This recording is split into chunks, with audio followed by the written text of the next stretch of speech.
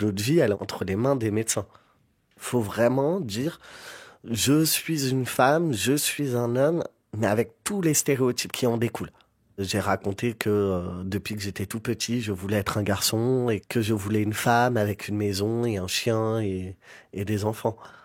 Même jouer sur l'apparence physique le jour du rendez-vous avec le psychiatre.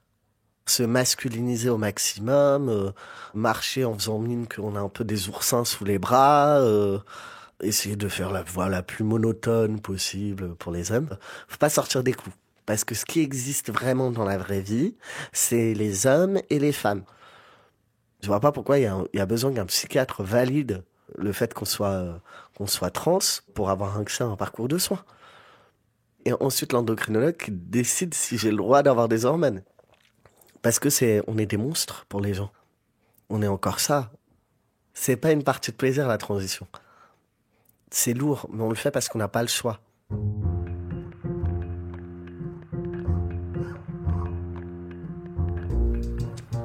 Le plus souvent dans l'histoire, Anonyme était une femme.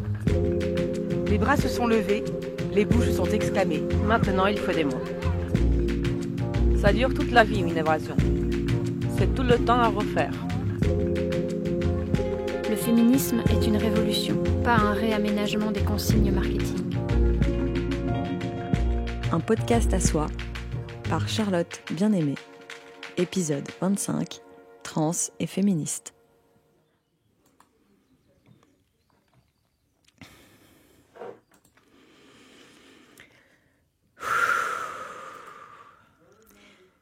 Je suis toute seule devant mon micro, face à mon ordinateur, confinée, comme nous toutes, comme nous tous. Ça me fait du bien de vous parler, de tenir le fil, de nous sentir reliés. Je pense à vous qui écoutez, et puis à toutes celles et ceux que j'ai enregistrés au fil des 3 dernières années. J'entends leur voix derrière les portes, celles des enfants incestés et des femmes victimes de violences, enfermées avec leurs agresseurs, celles des caissières, des agentes d'entretien, des auxiliaires de vie travaillant en EHPAD, des sages-femmes, des infirmières, qui rentrent épuisées de leur journée non confinée. Peut-être ont-elles souri vers 20h en entendant les applaudissements et les hurrahs. Et puis, en tournant la clé dans la serrure, elles se sont demandé pourquoi on les considère soudain comme des héroïnes, alors que le travail qu'elles effectuent comme d'habitude est depuis toujours dévalorisé, sous-payé, voire méprisé. Je pense aux femmes qui ont dû accoucher seules, sans leur conjoint ou leur conjointe, qui ont peut-être subi des violences, mais qui n'oseront pas dire leur souffrance en ces temps où les médecins sont acclamés. Je pense à celles qui s'occupent de leurs nouveau-nés, dans le silence des maisons, pendant que les pères ouvriers sont partis travailler sur les chantiers ou préparer des colis inutiles dans des entrepôts immenses et froids. Je pense à toutes celles et ceux qui ne peuvent pas se payer le luxe de vivre la romantisation du confinement. Je pense aussi aux couples qui vivent ensemble et se rendent compte qu'ils ne se sont jamais aimés, à toutes celles et ceux pris au piège de notre système hétéropatriarcal. Peut-être en sortira-t-il quelque chose de beau. Certaines assumeront leurs envies, d'autres vies amoureuses et sexuelles. Certains prendront peut-être conscience de l'ampleur du travail domestique qu'ils n'effectuent jamais. Les classes supérieures, coincées avec leurs enfants, arrêteront peut-être enfin de dénigrer le travail des institutrices, des professeurs et des nounous. De nouvelles solidarités verront le jour. Peut-être écoutera-t-on un peu plus la voix des écoféministes, des femmes gilets jaunes, des mères ou des personnes LGBTQI. Mais pour l'instant, je suis sceptique. Je me demande simplement ce qu'il restera de tout cela. Je rêve que rien ne soit oublié ni pardonné. Je rêve qu'en ouvrant les portes, on sorte les banderoles dans les rues. Ma colère s'accompagne souvent d'impuissance, alors je me suis dit que la meilleure chose que j'avais à faire, c'était de continuer à porter les voix.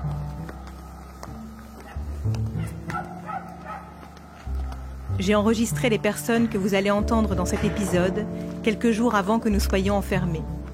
Je suis allée en Belgique et en Bretagne, j'ai pris des trains, j'ai vu des vallons et des cheminées d'usine. Et puis, j'ai réécouté les sons et je les ai montés chez moi. Un peu comme d'habitude, finalement. Pourtant, rien n'était pareil. Tout était plus lent. J'ai eu envie de m'attarder sur les voix, les intonations, les rires et les soupirs. Rajouter des silences. Abandonner l'efficacité. Il a fallu aussi enregistrer les textes à distance, sur des micros de téléphone. Les récupérer, espérer que ça fonctionne, les chérir encore plus que d'habitude. malgré les défauts. Transmettre le tout au réalisateur pour travailler les musiques et les mixages, sans être ensemble cette fois-ci. Tenir encore plus à l'importance de ce travail à 4 oreilles pour faire entendre aujourd'hui un épisode qui interroge l'articulation entre mouvement trans et féminisme. C'est un angle que j'ai choisi il y a longtemps. Bien avant que n'éclate en janvier dernier un conflit lancé par certaines militantes féministes qui remettaient en question la place des femmes trans au sein des milieux féministes. Nous en reparlerons au fil de cet épisode. Mais plus que d'insister sur les divisions, j'ai choisi d'interroger les alliances possibles en donnant la parole à des personnes trans et féministes. Leurs témoignages et leurs analyses ne sont pas forcément représentatives de l'ensemble des personnes trans ou des théories transféministes, mais elles permettent de nous interroger. Qu'est-ce que les luttes trans et féministes peuvent s'apporter mutuellement ? Qu'est-ce que les parcours trans racontent de nos rapports au genre ? À la masculinité, à la féminité, à la binarité. Il ne s'agissait pas ici de récolter des récits sensationnalistes de transition, mais il m'a semblé important de demander à celles et ceux qui ont accepté de me rencontrer de raconter leur parcours au prisme du genre et des rapports matériels de domination, comme je le fais pour chaque épisode. Je suis d'abord allée à Liège, chez Héloïse, 51 ans, qui se définit comme une femme trans, féministe et lesbienne. Elle a été assignée garçon à la naissance et a grandi au sein d'une famille belge et italienne, auprès d'une mère travaillant au foyer et d'un père militaire.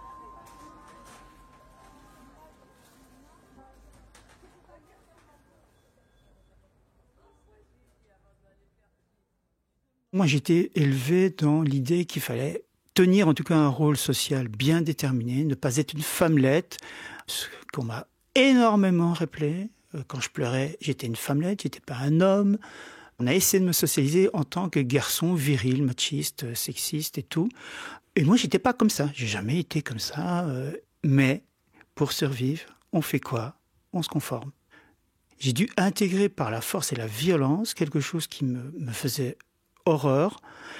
La violence verbale, la violence physique. Mon grand-père a battu ma mère. Je l'ai su très tôt. Puis il y a eu d'autres secrets que j'ai appris très très tôt parce que ma mère avait besoin de quelqu'un pour lui parler. Ma mère m'a eu à 19 ans. Il y a d'ailleurs une photo d'elle qui est là. Plusieurs photos, plein de photos de ma maman. Et petit à petit, j'ai compris que les hommes qui nous entouraient dans ma famille étaient en fait la plupart des gens dangereux. Et les seuls exemples positifs que j'ai eus autour de moi, ce sont les femmes qui me l'ont offert. Mais les femmes de ma famille, ma grand-mère, paternelle, dont j'avais peur, mais peur. Plus tard, j'ai appris qu'elle était une des personnes qui me protégeait le plus. Qui allait jusqu'à dire à son fils, t'arrêtes maintenant de lui emmerder, il n'a rien fait, fous-lui la paix. Puis il y avait ma nonna aussi, ma grand-mère italienne, Maria, qui était d'une tendresse, d'une douceur. Puis ma mère, bien entendu, une femme merveilleuse. Ce sont toutes ces femmes de ma famille, et jusqu'à ma sœur, qui m'ont montré ce que j'étais moi, et tout ce que je voulais absolument refuser. Et donc, comme je me faisais engueuler tout le temps, presque tous les jours par mon père, un jour j'ai regardé ma sœur, et je l'ai jalousée. D'ailleurs, c'est une des choses qui a été terrible chez moi, c'est que j'ai jalousé énormément les femmes. Je l'ai regardée, je me suis dit, mais pourquoi moi je suis pas une femme ? En réalité, j'ai toujours su qui j'étais, en tout cas en partie, puisqu'on se découvre aussi. Mais j'ai toujours mis de côté. Je l'ai toujours repoussé, vraiment. Je me haïssais profondément. Enfin, j'avais honte de moi aussi, parce que quand j'ai commencé à essayer de m'intéresser à ce que c'était le transsexualisme, quand j'ai commencé à lire des choses sur nous, on était traités comme des malades mentaux. Donc quand moi j'ai lu ça, je me suis dit non, je veux pas de ça. Donc j'ai vraiment repoussé tout ce qui pouvait me rappeler à mon besoin de féminité, à mon besoin d'existence de femme. Pour ne pas être détruite à tout point de vue, j'ai intégré la virilité et la masculinité toxique et l'alcool aussi. Et ça fait pas bon ménage.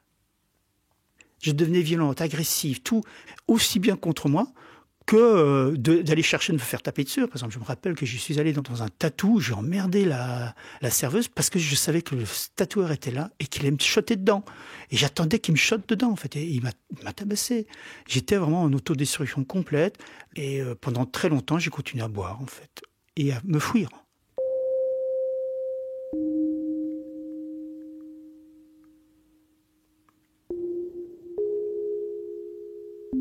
Je me suis conformé à l'hétérosexualité en tant que norme politique. Ça veut dire que j'ai fondé une famille, tout le monde était content que je rencontre une femme géniale qui m'a aidé en fait. J'ai quand même résisté, j'ai quand même tenu, j'ai essayé de remplir le rôle qu'on attendait de moi, donc père de famille, chef de famille même. On me l'a dit, je me rappelle, j'ai retrouvé un mot de mon ex-épouse après la naissance de notre fille aînée, où elle parlait que j'étais devenu le chef de famille et qu'elle était devenue une femme. Et je me suis dit, waouh! J'étais vraiment... Bon, maintenant, je ne regrette pas d'avoir 2 filles fabuleuses, hein, c'est pas ça. Mais j'étais enfermé dans quelque chose que je ne voulais pas, en fait. J'étais effrayé de faire la même chose que mon père, de ne pas être capable de me tenir. Je me suis juré de faire tout le contraire de ce que mon père m'avait fait. Pendant 10 ans, je me suis occupé de mes 2 filles. Donc, pendant que mon épouse allait travailler, moi, je restais à la maison, je me réveillais, je donnais le biberon, je leur donnais à manger, je les langeais, je leur donnais le bain, parce que mon épouse revenait soit très tard parfois, soit elle avait des horaires totalement décalés, ou des week-ends où elle faisait 72 heures d'affilée, donc elle était complètement HS. C'est moi qui ai conduit Noémie, enfin les 2 filles, la première fois à l'école. En me disant, merde, on me la retire, je ne l'aurai plus tous les jours, je pourrai plus jouer avec elle, je pourrai plus. Pour le coup, mes amis masculins à l'époque me disaient qu'ils m'enviaient, parce qu'ils ne pouvaient pas faire ça. Pour eux, dans leur construction, ils n'avaient pas la chance de pouvoir élever leurs enfants au quotidien. Et moi, c'est une chance. Ça n'a pas toujours été facile, parce qu'hélas, j'ai aussi eu des crises de violence. Et le jour où je me suis rendu compte que je pouvais être aussi monstrueuse que mon père, j'ai dit stop, maintenant, c'est fini. Tu arrêtes de reproduire ce que tu détestes le plus, que ce soit en toi ou dans les autres. Et donc j'ai arrêté de boire. Et donc le jour où j'ai arrêté de boire, j'ai cru aussi que tout rentrait dans l'ordre. Et non. Parce que le problème, c'était pas l'alcool. Le problème, si on peut parler de ça, c'était autre chose, il était ailleurs. J'étais pas du tout un homme, c'est tout. Comme dit Kate Blanchstein, je trouve ça génial, c'est dans Outlaw, j'ai jamais voulu être une femme, je voulais pas être un homme.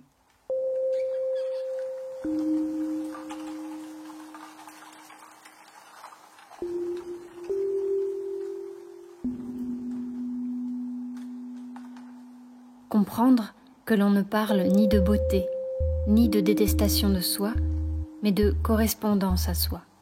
Comprendre que l'on parle d'une entreprise vitale, pas d'une envie ni d'un choix, d'une force viscérale qui pousse à être qui l'on est, qui ne lâche pas. Le cri profond, brut de la nécessité à être ce qui vient, à muer, à laisser derrière tout ce qui était soi, à passer par la nudité la plus radicale. Faute, sinon, d'en crever. Rien de moins. Ce moment où il reste si peu de soi, si peu de l'être passé et encore presque rien de ce qui vient, hormis la conviction que c'est là que tout se joue et qu'il serait vain de vouloir enrayer le mouvement qui nous pousse. Que la nudité radicale est la promesse d'une vitalité retrouvée, d'une éradication des forces de mort, de tout ce qu'il pouvait y avoir de calcifié dedans, de noué, de ratatiné. S'il y a un choix quelque part dans la rafale intérieure, c'est le choix de la vie, celui radical de réaffirmer que l'on vit, que c'est là, c'est ça, c'est toi, qui que l'on soit.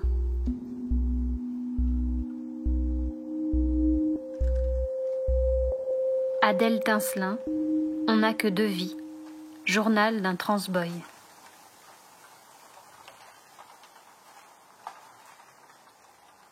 J'ai arrêté de boire, mais je me suis retrouvé avec moi-même, sans fuite, sans échappatoire. Et c'est à ce moment-là que j'ai commencé à rencontrer des hommes, à me travestir, à me prostituer à certains moments. J'étais encore dans une volonté de me conformer à l'image qu'on se fait des personnes trans. Je me conformais en fait à ce que j'avais découvert dans les bouquins de cul de mon père. Donc les transsexuels avec des normes très classique, grosse queue et gros seins. Vraiment, la chimère pornographique, vraiment. Et Pour moi, cette image m'a vraiment très très fortement marqué. Et je savais aussi que j'étais très attiré par les femmes. Et dans les livres pour un homme de mon père, les Chimèles étaient hétéros. Donc en fait, c'était très perturbant parce que je me sentais mal, je me sentais humilié. Et à chaque fois, je me désinfectais. Je me disais, mais non, c'est pas ça. Il y a quelque chose qui va pas. Qu'est-ce qui fait que, en fait, je suis malheureuse, en fait? Parce que même en vivant ces fantasmes, j'étais malheureuse. Mais en réalité, parce que j'avais pas envie de vivre des fantasmes. C'est pas ça du tout que je cherchais. Et puis un jour, l'Internet m'a permis de voir. Je me dis, mais attends, c'est pas ça que tu cherches. Et donc, j'ai jeté toutes mes frusques, en fait.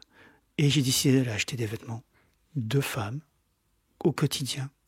Des tops, des pantalons, rien d'extraordinaire en fait, des robes, enfin des choses toutes simples en fait, et que j'ai commencé à porter chez moi dans mon appart à l'époque, toute seule, après mon boulot, jusqu'au jour où je suis sorti. Et voilà, ça a commencé comme ça et c'était irréversible. Cette fois-là, je me suis senti, enfin, il y a un espoir. Ta vie, elle est à travers la féminitude, comme dit Julia Serrano. Et puis, en 2015, j'ai découvert sur Internet ce que je cherchais depuis que j'étais arrivé ici à Liège, il y a 30 ans, une assoce trans. Je suis allé à cette permanence. C'était une des premières permanences qui s'ouvrait sur Liège. Et je me suis senti bien. En tout cas, moi, ça m'a libéré d'être là, au bar, à discuter avec une autre femme trans et avec Chris, et de savoir que j'étais pas en danger, que j'étais pas obligé d'avoir une relation sexuelle avec un homme. Pour moi, c'était quelque chose de libérateur. Je lui posais une question stupide et je dis, mais alors je peux être une femme trans et attirée uniquement par les femmes et être lesbienne? Il m'a dit, ben oui, pourquoi? C'est pas lié. Pour moi, c'était lié. L'hétérosexualité est obligatoire. Vraiment, les femmes sont hétérosexuelles de base. Le corps des femmes est construit pour les hommes. Pour moi, ça a été une révélation.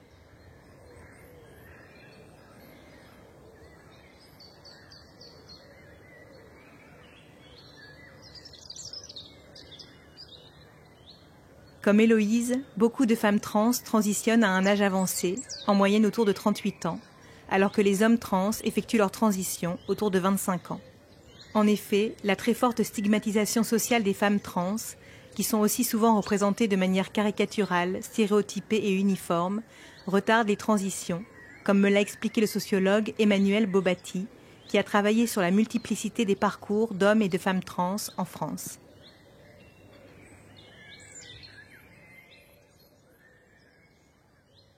C'est beaucoup moins bien reçu socialement pour un homme de se féminiser et de devenir une femme que pour une femme de se masculiniser et de devenir un homme. Quand une femme commence à se masculiniser, on se dit au début, c'est un garçon manqué, c'est pas très grave, bon. Voilà, il y a même des parents que ça rassure d'avoir une fille garçon manqué, ils se disent qu'elle sera intelligente. En fait, dans une société patriarcale, pourquoi est-ce qu'on voudrait devenir une femme? C'est quelque chose qui est profondément impensable, en fait. Pourquoi vouloir devenir une femme alors qu'on est un homme? Et d'une certaine manière, c'est interdit de quitter le sexe masculin. C'est considéré comme une forme de trahison envers le groupe des hommes. On le sait, c'est les dominants qui sont les plus solidaires. C'est valable aussi en termes de classe sociale.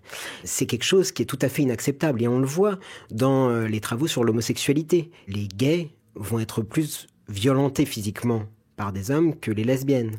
On a des chiffres là-dessus, parce que c'est beaucoup plus menaçant pour les hommes. Ça brouille la frontière entre l'homosocialité et l'homosexualité. Ils se sentent menacés, les hommes hétérosexuels, par les gays. Et de la même manière, ils se sentent menacés par les femmes trans.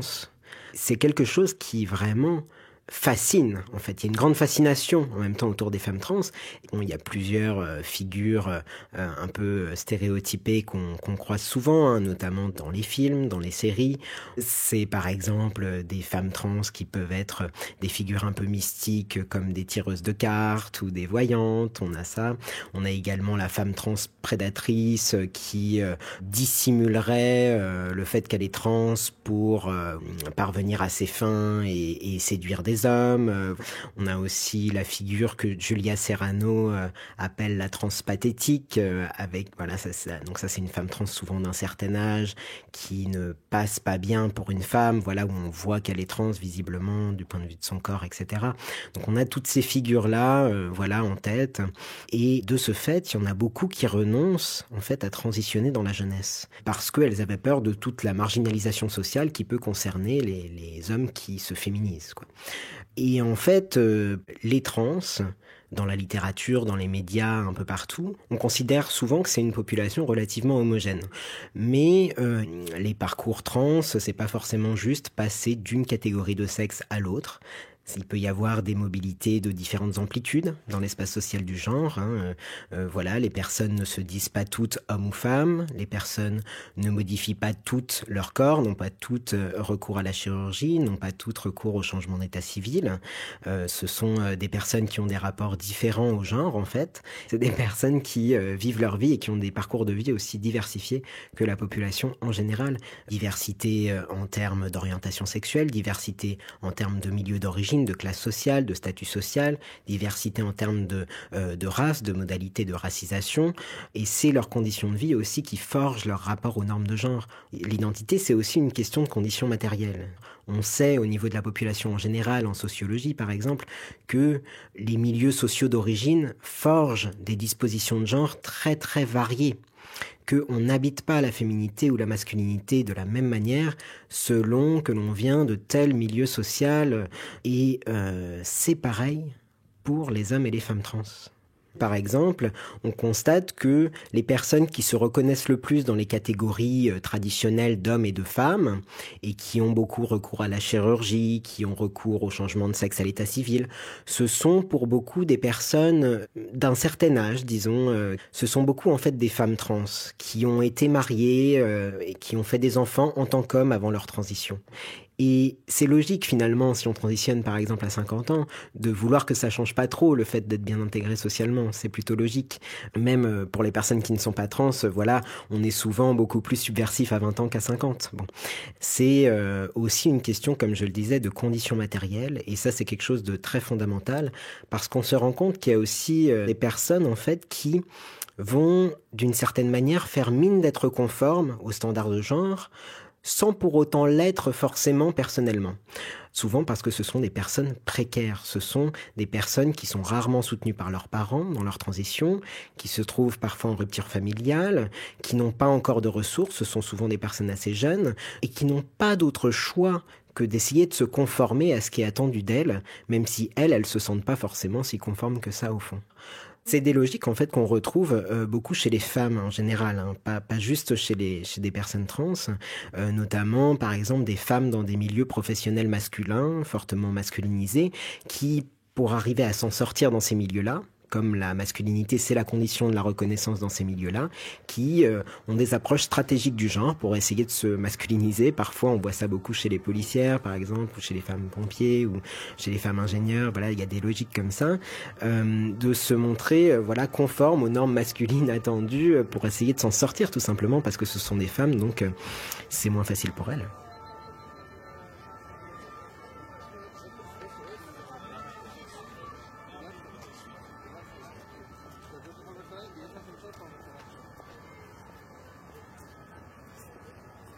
Dans ses travaux autour des parcours trans, Emmanuelle Bobatti a aussi tenu à se pencher sur les questions de sexualité.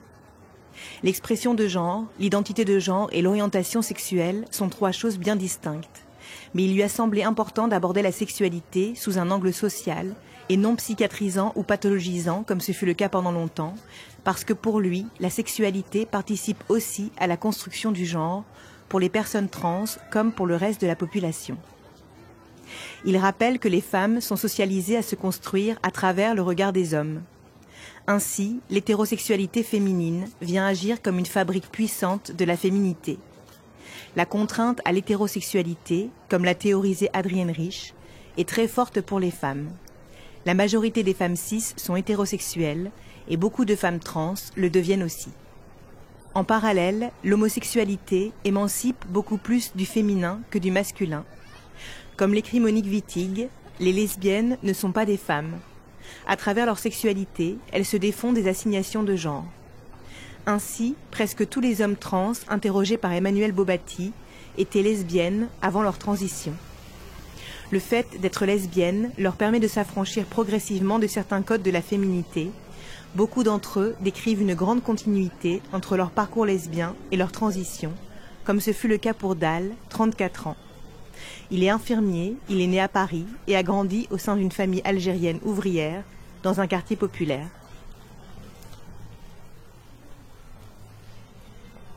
C'était assez compliqué parce que j'étais pas une meuf comme on voulait que je sois une meuf.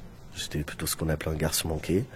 Donc, du coup, je préférais aller taper un foot, un basket avec les gars pendant la pause en cours. Les conséquences, elles étaient lourdes de pas me comporter comme une fille, de pas faire ce qu'on attendait de moi. C'est école-maison, maison-école, c'est tu dois faire le ménage, tu dois faire à manger, tu dois repasser les vêtements, tu dois également ranger la chambre de tes frères, tu dois pas parler trop fort, tu dois pas parler aux garçons. Moi, je le faisais quand même. J'aime pas qu'on m'impose des choses. Puis après, j'ai surtout beaucoup marché seul. Parce que justement, quand la question du lesbianisme s'est visibilisée, qui dit lesbianisme dit lesbophobie. Les gens parlaient du fait que j'étais gouine, que fallait pas trop m'approcher, comme si ça pouvait être un truc contagieux. Donc du coup, je me suis beaucoup retrouvé seul. À 19 ans, quand j'ai commencé à sortir dans le milieu lesbien, en débarquant à l'Unity Bar, qui est maintenant la Mutinerie, j'allais régulièrement pour jouer au billard. J'ai rencontré des vieilles lesbiennes, style camionneuse, tout ça, à l'ancienne. Elles avaient l'air de tout un peu se connaître. J'ai eu très très peur. J'ai l'impression d'être une usurpatrice un peu. Genre je débarquais et tout. Mais il y avait un truc de je suis pas toute seule. En fait, il n'y a pas que moi. Et je voyais qu'il y avait d'autres meufs de quartier, racisées aussi, qui étaient là et qui étaient lesbiennes. Genre en fait, c'était possible. Il n'y avait pas que des petites blanches. J'ai découvert ce monde, ça a été très compliqué parce que j'avais pas du tout les codes aussi. J'ai essayé de me conformer physiquement à passer pour une hétéra. Ma mère m'a saoulé. Et puis aussi pour mes études professionnelles, etc., mon alternance, fallait que je m'habille d'une certaine manière. Tailleur, talons, petit chemisier, blablabla. Oui, quand on me voit maintenant, on n'imagine même pas. Et donc du coup, je me suis conformé à m'habiller de façon hétéro pour ensuite débarquer dans le milieu lesbien et me dire non, en fait, c'était très bien mes vêtements. Donc je peux sortir comme ça.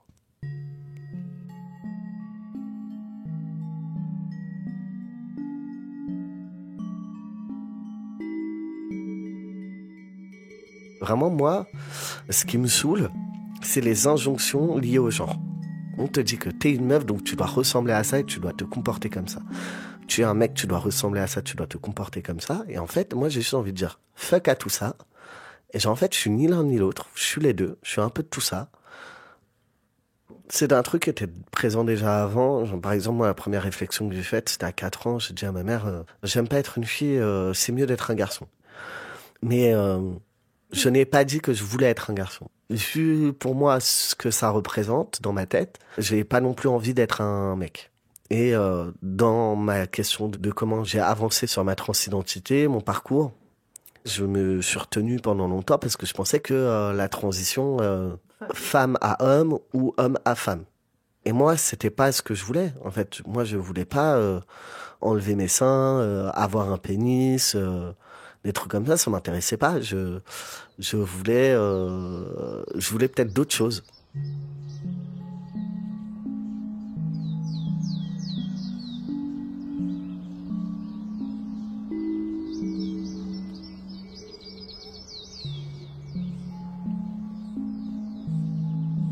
Cette nuit-là, j'ai fait ce rêve.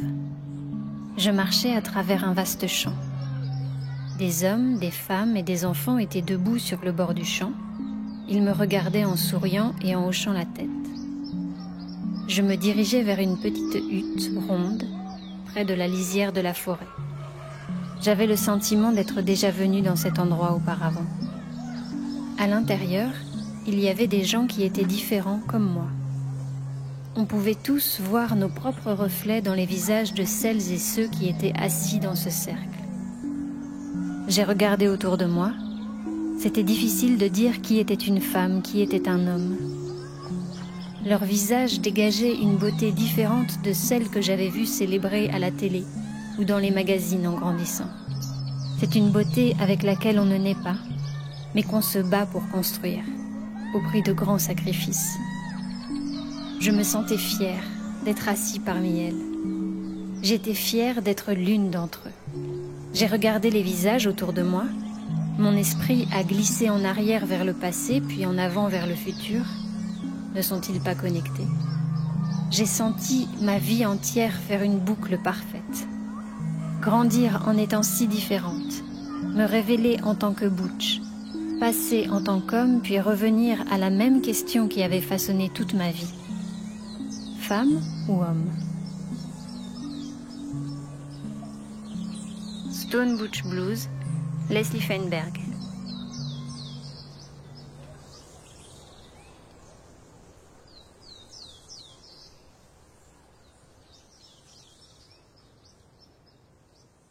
Moi, ça m'allait pas de rester une meuf physiquement. J'ai jamais besoin de changer quelque chose physiquement pour me sentir confortable avec mon corps. Je savais que mon corps me convenait pas tel qu'il était montré aux gens. Moi, j'aime passer socialement pour un mec. Par contre, dans mon intimité, mon corps me convient. J'ai pas de souci avec mes seins, j'ai pas de souci avec ma chatte. Au contraire, au début, je voulais juste porter un binder de temps en temps. Un tissu compressif pour cacher la poitrine. Au final, il s'avère que quand j'ai acheté mon premier binder, je l'ai mis tous les jours. C'était mort, je pouvais plus remettre mes seins dans un soutif. J'arrivais pas. Donc du coup, je suis parti en racheter d'autres. Et pourtant, c'est un truc hyper désagréable à porter, c'est compressif, ça oppresse, on a du mal à respirer avec au début, faut s'habituer, tout ça. Mais moi, je me sentais mieux. Ça avait un côté rassurant. J'ai commencé les hormones un peu comme ça, genre à l'ego. Je voulais juste changer un tout petit peu mon apparence. Mais je voulais pas vraiment avoir des poils, je voulais pas tout ça. Ni avoir de la barbe. Et en fait, petit à petit, bon, au début, j'épilais ma barbe, bon, je continue à m'épiler et tout, et puis après, bon, j'ai arrêté de m'épiler, et puis il y a pas si longtemps que ça, j'ai arrêté d'épiler ma barbe aussi. Du coup, j'ai jamais arrêté la question. Je me sens mieux avec, je me sens mieux comme ça, ça me va, je préfère ma voix maintenant en plus comme ça, je me sens plus ancré dans mon corps. Il y a plein de choses qui se jouent. J'ai fait au feeling, tout comme c'est que maintenant que j'ai décidé, après 5 ans sous hormones, que j'ai décidé de me faire une mammectomie. Et ça, par contre, je le fais pour être tranquille dans l'espace public. Mais ça, moi, je les aime bien à la base. En fait, ça me restreint trop dans mes activités, genre aller à la piscine. Donc soit je me fais cramer parce que je suis torse nu. Je me fais engueuler tout de suite et je me fais sortir de la piscine pour nudité. Puis la plage aussi, c'est chiant, les regards, les trucs, on peut pas se baigner tranquillement. Toujours quelqu'un qui veut faire un commentaire. Ah, regarde le mec, il a des seins. Même des gens qui carrément demandent ah, excusez-moi, à une pote, ah, excusez-moi, il souffre de quelle maladie, votre ami? Mais de quoi je me mêle? C'est pas assez binaire pour les gens, alors que moi, en fait, j'en ai rien à foutre. Mais voilà, donc ils vont sûrement me manquer, mais... je sais pas, de les sentir, de les toucher, c'est quand même une zone agréable, Puis moi, je les trouve beaux. Déjà juste pour moi, parce que j'aime bien juste passer la main dessus. Voilà, on a tous un peu nos petites parties de corps. Genre, on est posé en train de regarder une série dans son lit et on se triture une partie du corps. Bon, moi, c'est toujours un petit boobs que j'aime bien toucher et tout. Et en fait, dans la sexualité aussi, c'est une partie que j'aime bien. J'aime bien qu'on joue avec, donc du coup, ouais, ça va me manquer. Et aussi, j'ai peur en les enlevant, de ce que ça va renvoyer à ma partenaire, donc j'ai un peu peur que ce soit quelque chose qui manque. C'est compliqué.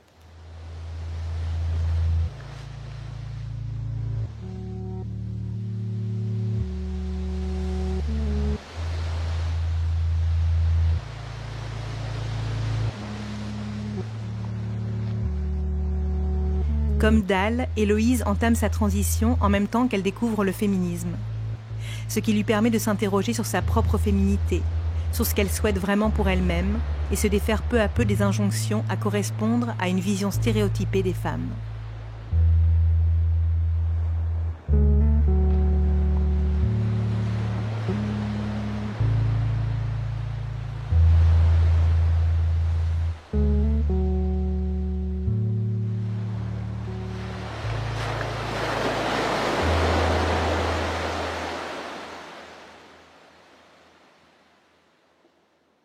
Tout le monde s'attendait à une transition où je ne remettrais pas en cause l'hétérosexualité, où je ne remettrais pas en cause l'obligation à la norme patriarcale, que je ne remette pas en cause la position des mecs, le piédestal de la masculinité. Et moi, ça ne pouvait pas être comme ça, vu ce que j'avais vécu en tant qu'enfant, adolescente, tout ce qui avait été mon parcours, la haine et le dégoût que j'avais de moi-même, de ce que la masculinité avait fait de moi.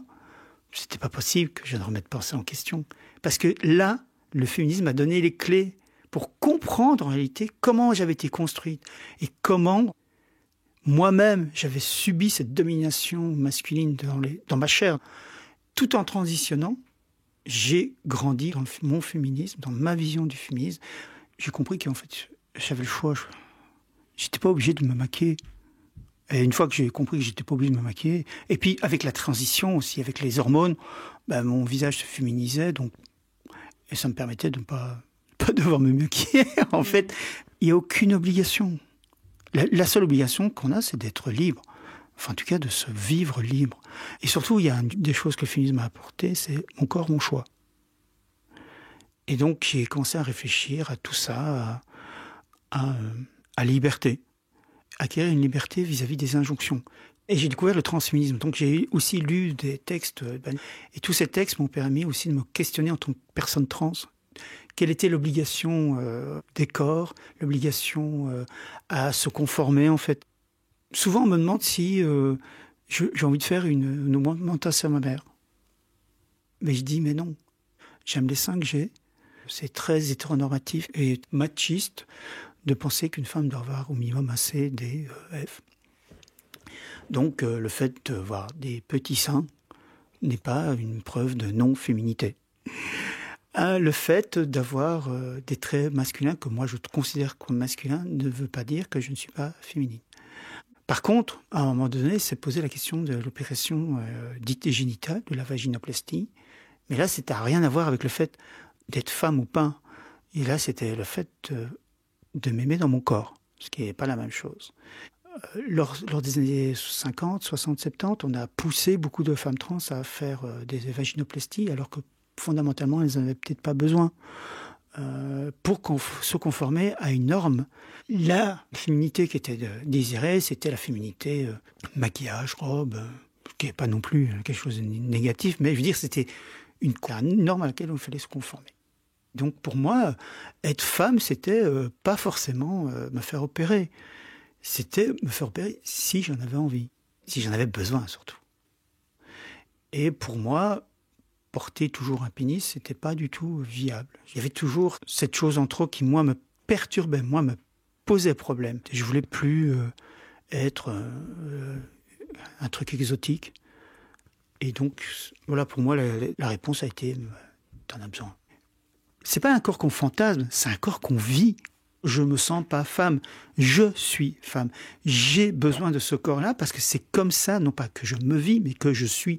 Et parler de nos corps, nos corporalités, c'est quelque chose, vu qu'on est très fantasmé, très exotisé, mais c'est quelque chose qui est difficile, en fait, de se dire, j'ai besoin de parler de mon corps, du rapport que j'ai avec mon corps, mais pas forcément un rapport négatif et de souffrance. Ça doit être aussi un rapport de découverte, d'appropriation.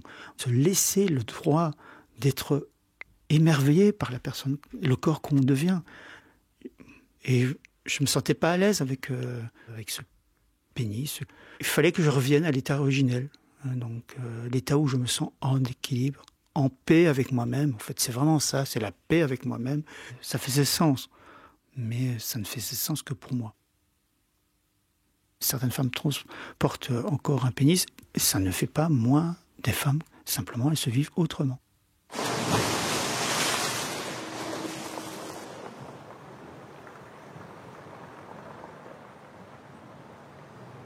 Malgré la multiplicité des parcours trans, les mille et une façons de se vivre femme, de se vivre homme ou entre les deux, malgré le fait que certaines personnes trans souhaitent être visibles et reconnues comme femmes ou hommes, ou au contraire préfèrent passer pour trans, les protocoles hospitaliers dans lesquels elles s'engagent restent profondément binaires, comme me l'a expliqué Karine Espiniera, sociologue.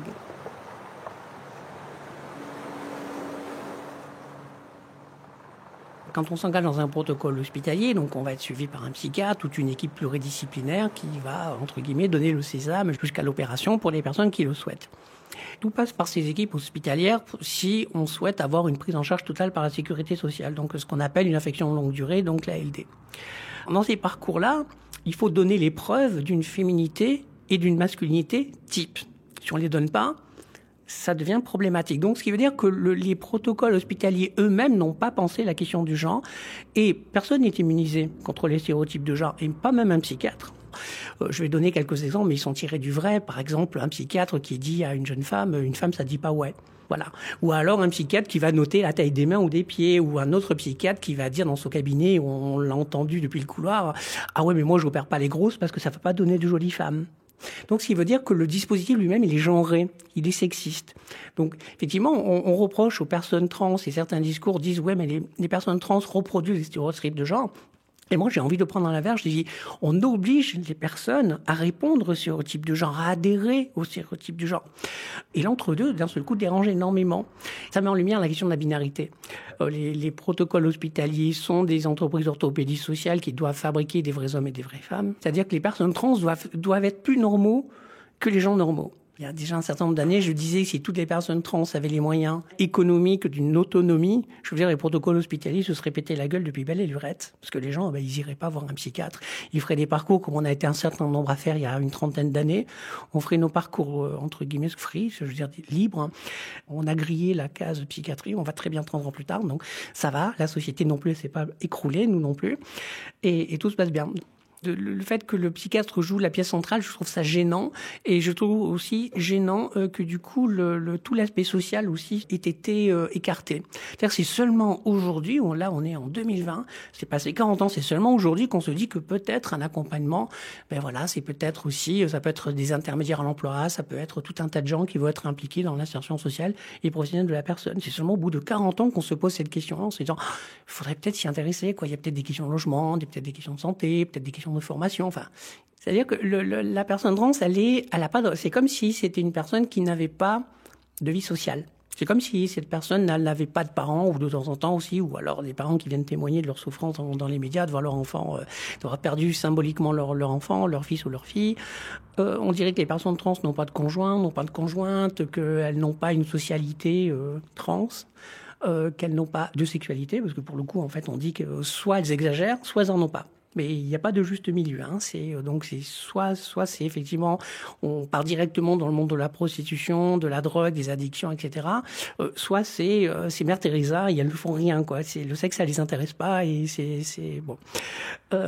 Et toujours dans le cadre hétérosexuel. Donc on se retrouve dans ce schéma-là. Et on a psychiatrisé l'identité, j'ai bien l'identité, avec les personnes trans. Et du coup, quelque part, on a psychiatrisé le genre. C'est-à-dire que d'un seul coup, on n'est plus maître de la façon dont on peut se vivre homme-femme, ou dans un entre-deux, etc. Et qu'au contraire, il faut que cette adhésion au masculin et au féminin, elle soit indiscutable. Il faut, à la limite, elle est administrative, quoi.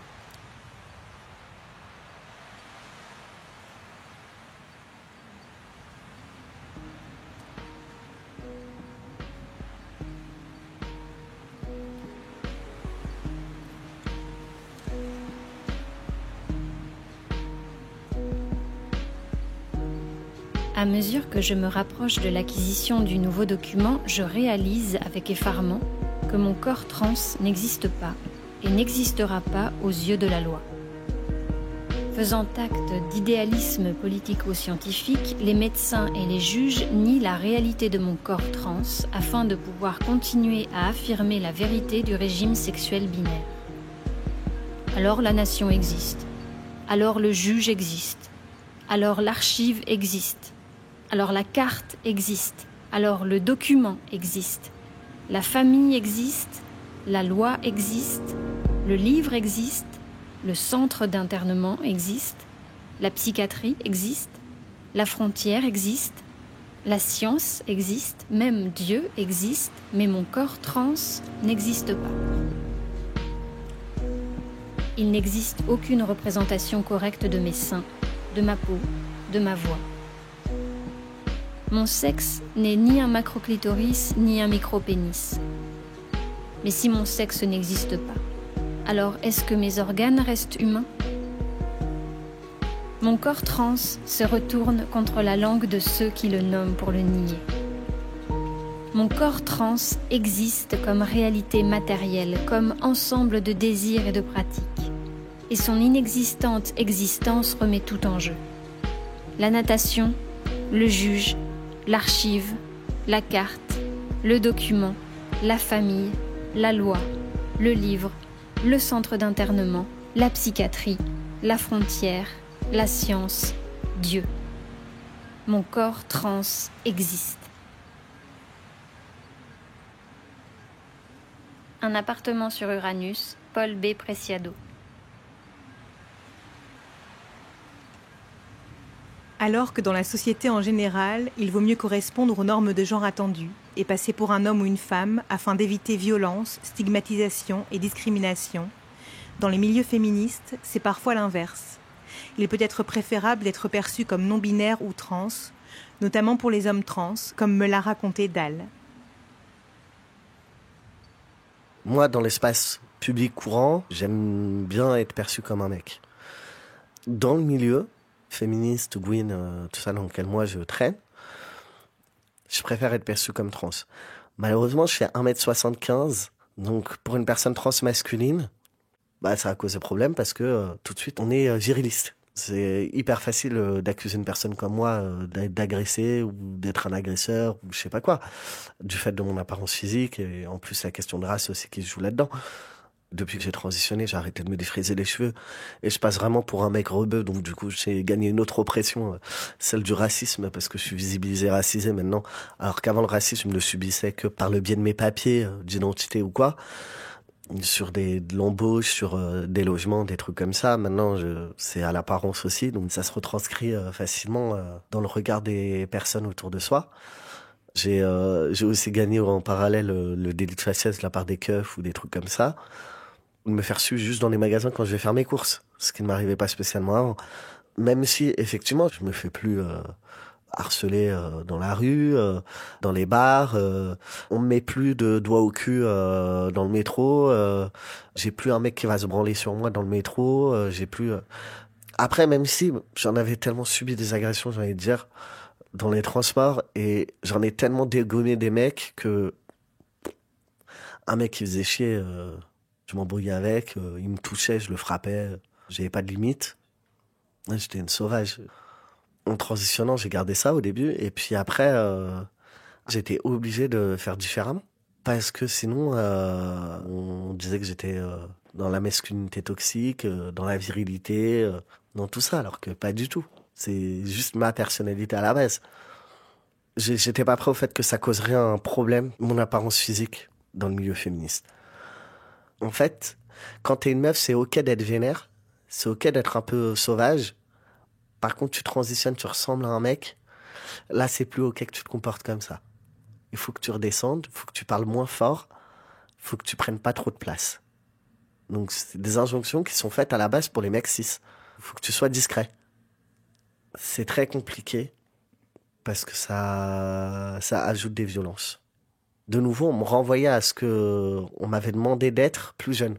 J'ai l'impression d'avoir vraiment un écho de sois doux, sois gentil, parle pas trop fort, prends pas trop de place. C'est hyper violent. Et ça, je crois que les gens n'en ont pas conscience. Les meufs trans, c'est pareil. On va te dire t'as pas vraiment déconstruit ta sociabilisation de mec. Pardon? Elle a le droit de gueuler. Elle a le droit de gueuler parce qu'elle aussi, elle se fait harceler dans la rue, dans les bars, dans le métro, elle se fait agresser, elle galère pour trouver un taf. Les gens, ils ont peur. Je pense qu'ils étouffent dans leurs propres injonctions. Et donc, du coup, ils ont besoin d'étouffer les autres avec.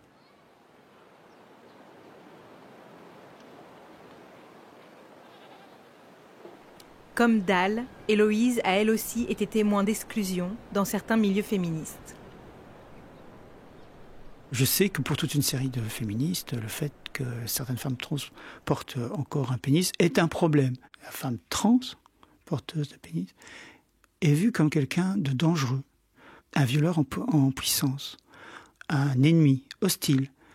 Certaines vont parler même de cheval de Troie, qui va détruire en fait le féminisme, qui va détruire la classe sociale femme. Elles nous voient comme des ennemis. Mais non, parce qu'en réalité, en faisant comme ça, elles nous excluent de tout, car on est exclu du groupe masculin et exclu du groupe féminin. On n'existe plus. Et donc c'est hyper violent.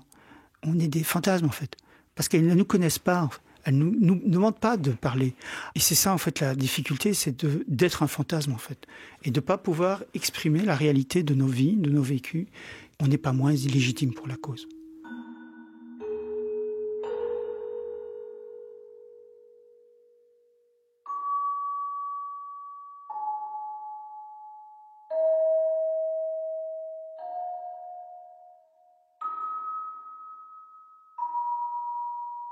Les propos d'Héloïse et Dahl font écho au conflit lancé en janvier dernier par Marguerite Stern, militante féministe à l'origine du mouvement de collage contre les féminicides.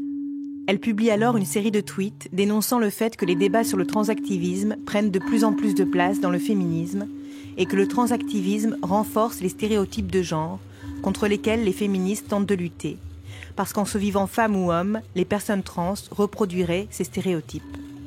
La militante a ensuite ajouté son nom à la liste des signataires d'une tribune qui affirme que les femmes trans ne devraient pas être considérées comme des femmes et qu'elles ne devraient donc pas être incluses dans les espaces réservés aux femmes ni être au centre de l'agenda féministe. Pour les signataires de cette tribune, une femme, c'est une personne qui naît avec un vagin et qui a un appareil génital permettant la gestation et l'accouchement d'un enfant. C'est à partir de cette biologie que les femmes sont socialisées en tant que femmes et qu'elles subissent des discriminations et oppressions tout au long de leur vie. La tribune dénonce donc le fait que pour les transactivistes, le genre soit une identité qui ne repose sur aucune base matérielle. Pour elle, être une femme ne peut pas être un ressenti éprouvé par toute personne, quel que soit son corps, au risque de changer de définition pour le mot femme et donc de mettre à mal la défense des droits des femmes et des politiques d'égalité. Elle rappelle aussi que la polémique a été lancée après que des collages soient apparus sur les murs de nos villes, TERF au bûcher, TERF désignant les féministes qui ne souhaitent pas inclure les personnes trans dans leur mouvement.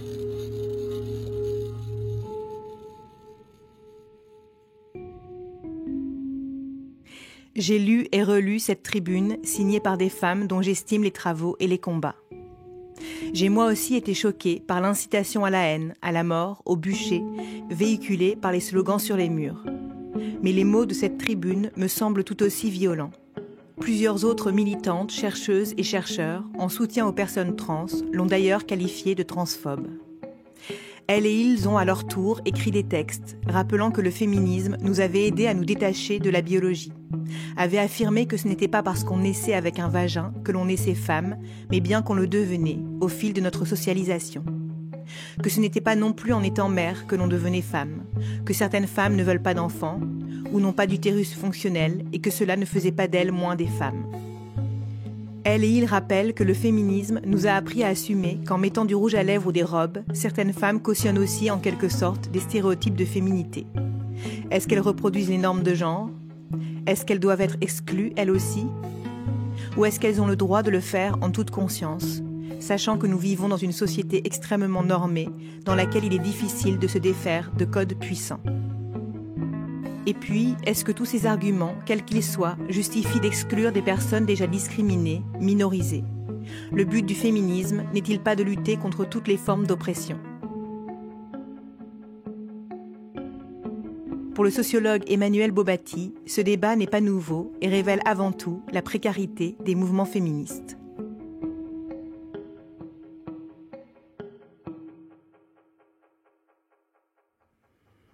C'est vraiment un débat, à mon avis, qui est un débat autour de ce que c'est que la socialisation de genre, en fait. Qu'est-ce que ça veut dire d'être socialisé comme un homme, comme une femme ? Est-ce que c'est des choses qui peuvent changer au cours de la vie ? Je dirais que la socialisation, c'est pas quelque chose qu'on vit que dans la prime enfance ou éventuellement à l'adolescence et qui après s'arrête. Voilà, en sociologie, on a beaucoup de travaux qui ont montré quand même que la socialisation, ça dure toute la vie et qu'on n'est pas socialisé d'une seule manière. Et quand même, dans les parcours de mobilité sociale comme ceux des trans, puisque c'est une mobilité sociale de sexe, eh bien les personnes sont resocialisées. Il ne s'agit pas de dire que les femmes trans n'ont jamais été des hommes, c'est faux. Les femmes trans ont été socialisées comme des hommes initialement, mais elles sont devenues des femmes.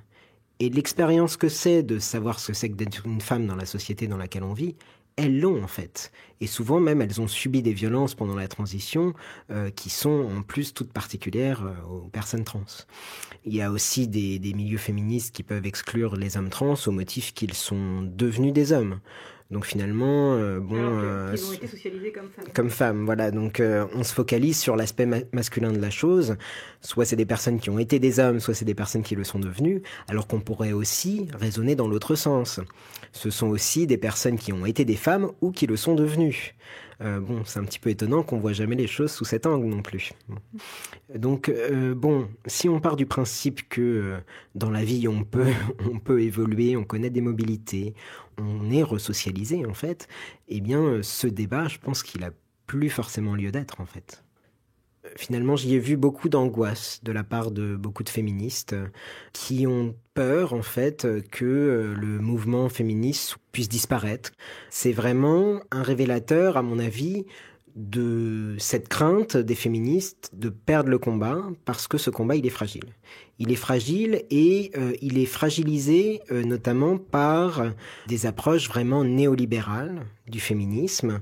Ce type de controverse, il est lié à justement cette crainte que voilà les trans et les non-binaires diraient que voilà maintenant il n'y a plus de patriarcat, on peut être tout ce qu'on veut être, on peut avoir n'importe quelle identité de genre, que le genre c'est fluide, que maintenant il n'y a plus de rapport de hiérarchie homme-femme, qu'il n'y a plus de rapport de genre, de patriarcat.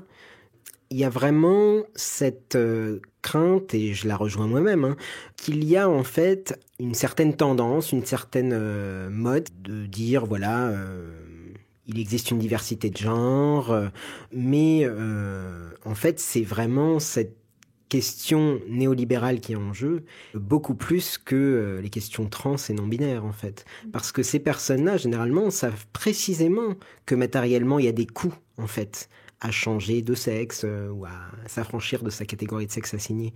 Et ce serait se méprendre que de penser que les personnes trans et non-binaires n'ont pas conscience que le genre, matériellement, implique des hiérarchies. Quand on a changé de sexe, quand on a vu ce que c'était que la vie dans un sexe puis dans l'autre, eh bien on voit la différence. Et c'est choquant. Les hommes trans me rapportent que voilà, ils constatent que depuis quelque temps, c'est vrai que dans la rue, on les emmerde plus. Ça c'est nouveau, qu'on les écoute plus quand ils parlent. Et les femmes trans, c'est tellement violent en général, elles commencent à subir les violences sexistes tout simplement. Et en fait, les personnes trans sont les seules personnes qui peuvent mesurer à quel point il y a un décalage entre le fait de vivre au féminin et de vivre au masculin.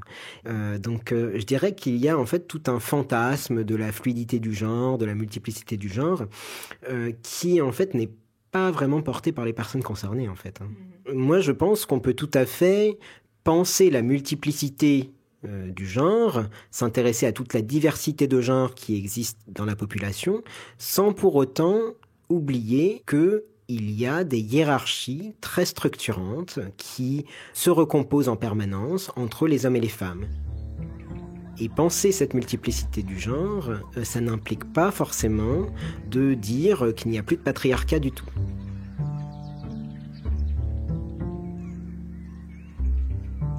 Pour Emmanuelle Bobatti, l'ennemi, ce n'est donc pas les femmes trans, mais bien le patriarcat capitaliste.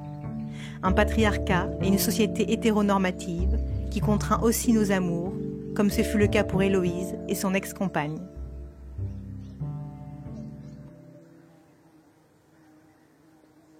Elle a voulu vraiment m'accompagner, elle est venue à Jean Pluriel, elle a vraiment voulu comprendre et m'accompagner. Mais elle n'a pas pu m'accompagner jusqu'au bout. Continuer à vivre avec moi, parce qu'à un moment, on nous voyait comme deux femmes. Elle ne me donnait plus la main. Je me rappelle qu'on est parti un jour en vacances, et donc à un moment, j'ai un geste de tendresse vis-à-vis d'elle. Je me suis retourné et j'ai vu un couple passer à côté de nous et nous fusiller de regards. Et c'est là que j'ai compris qu'il y avait quelque chose qui avait changé fondamentalement dans ma vie. Pour moi, ça ne me gênait pas de passer de couple hétéro, visible, à couple lesbien. Pour elle, c'était quelque chose de... c'était pas dans ses constructions. Quand on s'est séparés, elle m'a dit clairement, écoute, Hélo, je ne sais pas vivre avec une autre femme. Alors en même temps, elle me légitimait en tant que femme, et en même temps, elle me disait, je suis pas vivre avec toi. Pour elle, c'était un nouveau changement supplémentaire encore dans notre vie. Elle qui avait tellement vécu des changements, parce que j'étais quand même très instable, hyper instable dans ma vie. Elle pouvait plus. Elle était au bout de ses forces, elle avait besoin de vivre pour elle, exister en tant que femme pour elle. Et c'est ce qu'on a fait toutes les deux, en fait. On s'est séparés, et toutes les deux, nous avons notre vie de femme. On est beaucoup plus proches, on est peut-être retrouvé ce qui avait fait le début de notre amour, en fait. Ce que je regrette parfois, c'est qu'elle ne peut pas profiter de la belle personne que je suis devenue. Mais là, on profite autrement. Mais simplement, il n'y aurait plus toutes ces angoisses, tous ces stress, toute cette honte, tout ce dégoût pour moi-même. Mais elle n'aurait de toute façon pas pu m'accompagner. Et pourtant, c'est elle qui m'a conduite à l'hôpital, avec ma fille cadette. Pour mon opération de vaginoplastie, c'est elle. Elle était là. Donc elle m'a accompagné quand même, à sa façon. Mais elle est là. Elle est là, toujours là. Et encore un bel exemple de femme. En transitionnant, Dalle s'est quant à lui rendu compte de la façon dont nos attirances étaient à ce point construites et normées. Dans le milieu lesbien, c'est sa masculinité qui repousse. Dans le milieu hétérosexuel, c'est le fait qu'il soit trans. Ce que ça change, c'est la complexité de rencontrer des gens. On a au début la possibilité de se faire draguer, etc. dans les espaces Gwyn, tout ça. Et puis ça disparaît avec le passing masculin. Donc du coup, il faut réadapter, réajuster, trouver autre chose. Les applis, tout ça, pour tout de suite dire je suis trans. Ou des t-shirts sur lesquels il y a écrit trans. Et c'est non, parce que si je me fais draguer par des meufs hétéras dans les autres espaces, dès qu'elles savent que je suis trans, ça met une barrière tout de suite. Ça bloque tout le truc. Et donc il y a très très peu de personnes avec qui ça peut marcher, quoi. Les gens, ils sont attachés à leurs normes sociales, à ce qu'ils ont connu, à ce qu'ils ont l'habitude de faire et ce qu'ils ont l'habitude d'être. Les meufs hétéras, elles ont l'habitude de coucher avec des pénis, donc du coup elles te disent « Ah non, mais moi j'ai trop besoin d'une bite. » Ok, j'en ai une en plastique en fait, en silicone très réel. Donc, si c'est juste ça en fait le problème, je comprends pas. Et les Gwyn, c'est non mais tu ressembles trop à un mec. Si une personne te plaît, effectivement, je comprends pas pourquoi tu te freines. En fait, s'il y a une alchimie, tu y vas et puis c'est tout. Juste se fier à ce qu'on ressent. Revenir vraiment à qu'est-ce que je ressens. Est-ce que sa personne me plaît? Pourquoi s'arrêter à une apparence physique, à des attributs génitaux Je comprends pas. La base de la lutte du féminisme, c'est quand même justement qu'on dépasse toutes ces barrières-là. Vraiment, il faudrait qu'on avance encore. Maintenant, il faut passer au step suivant. Arrêter de se focaliser sur les apparences des gens. Essayer de faire en sorte de se focaliser sur leurs actes et leurs comportements.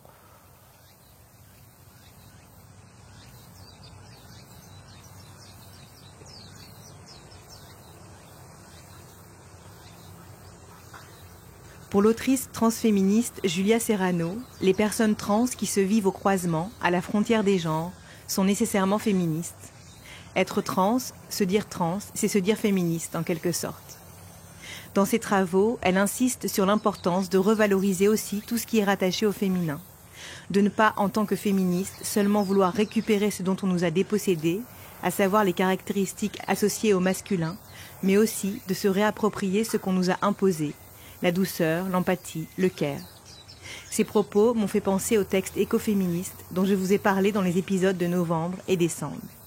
Ainsi, les mouvements transféministes s'inscrivent dans le champ des luttes féministes intersectionnelles qui réinterrogent le « nous » de nous les femmes, qui cherchent à désuniformiser la catégorie femme en la replaçant au sein des luttes antiracistes, anticapitalistes, antivalidistes et écologistes.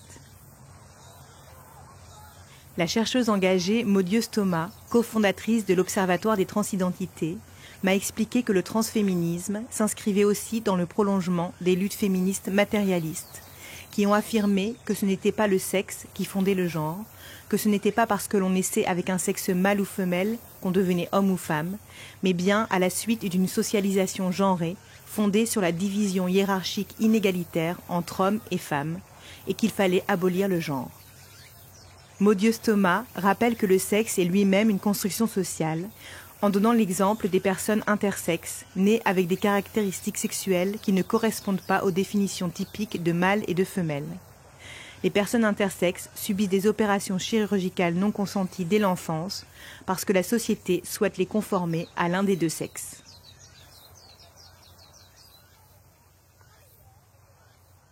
L'éthique médicale occidentale interdit une opération qui vient affecter le corps dans son évolution corporelle normale, naturelle.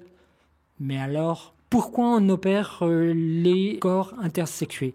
Pour qu'ils rentrent dans la binarité de l'assignation juridique, pas dans la binarité des sexes, au sens des organes génitaux, mais l'ordre binaire homme-femme.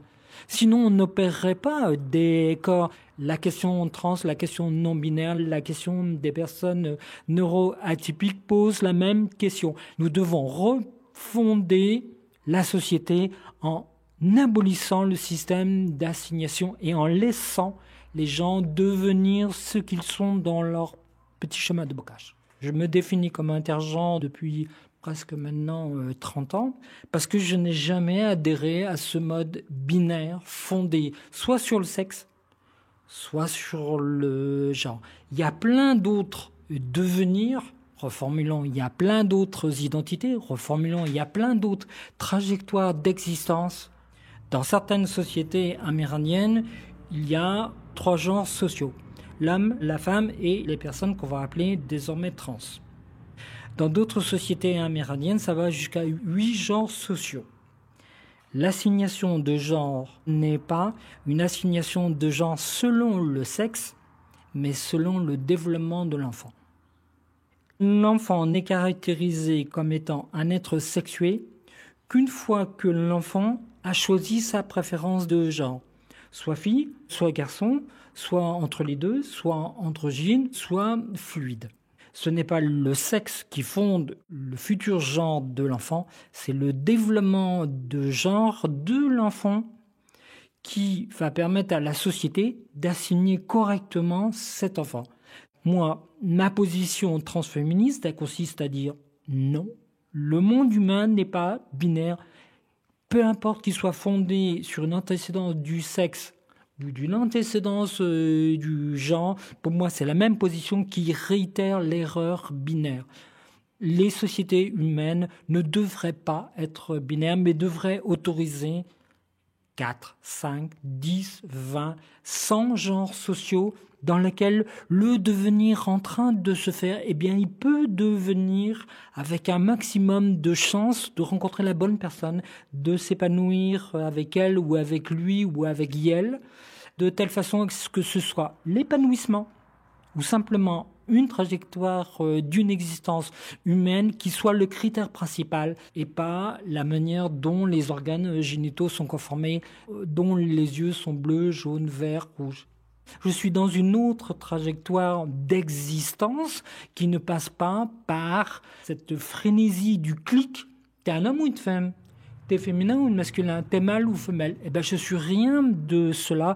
On est incapable d'aller tranquillement vers l'autre, d'arrêter de lui poser des questions incongrues qui ne le regardent pas. Comment tu t'appelles? T'as quoi dans ta culotte? T'as quoi dans ta tête? T'as quoi dans ta vie? Est-ce que t'es hétéro ou est-ce que t'es homo? Quel Dieu tu crois? arrêtez de poser toutes ces questions. Ce que tu me proposes ce n'est pas un débat, c'est un conflit. Reste avec ton conflit, laisse-moi aller vers mon chemin. Qui accepte l'inconnu, qui accepte l'aléa, qui accepte l'erreur, qui accepte de se perdre dans des petits chemins de bocage au lieu de rouler sur notre route à la vitesse indiquée et il ne va pas en dessous, il ne va pas au-dessus. Les petits chemins de bocage, pour moi, c'est une idée relativement fidèle de ce que je pense de la construction de l'identité.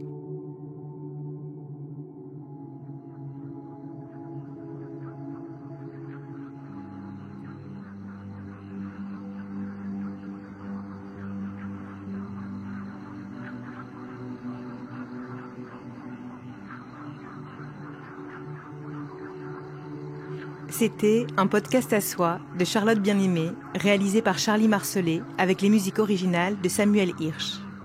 Lecture Estelle Clément Béalem, sélection des textes et accompagnement éditorial Juliette Hamon. J'envoie toutes mes pensées de courage à Dal, qui est infirmier et lutte actuellement aux côtés de toutes les autres soignantes et soignants contre le coronavirus.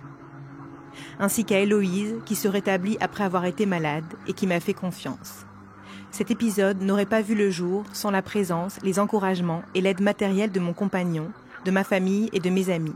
Je les en remercie.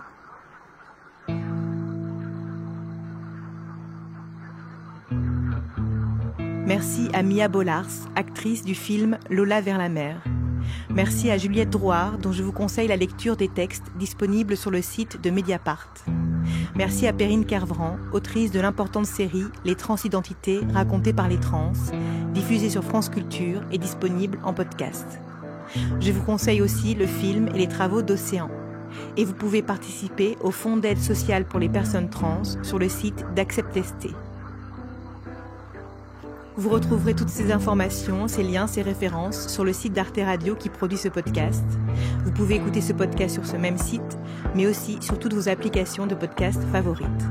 Vous pouvez aussi nous suivre et nous écrire sur le compte Twitter @unpodcastasoi, sur le Facebook d'Arte Radio et nous envoyer vos remarques, idées, témoignages, propositions sur notre mail unpodcastasoi@artefrance.fr. J'espère vous retrouver le plus vite possible en fonction de ce que je pourrai enregistrer, penser, créer en ces temps de confinement. Surtout, prenez soin de vous et des autres si vous pouvez. Vive la radio, vive les podcasts, vive la révolution féministe.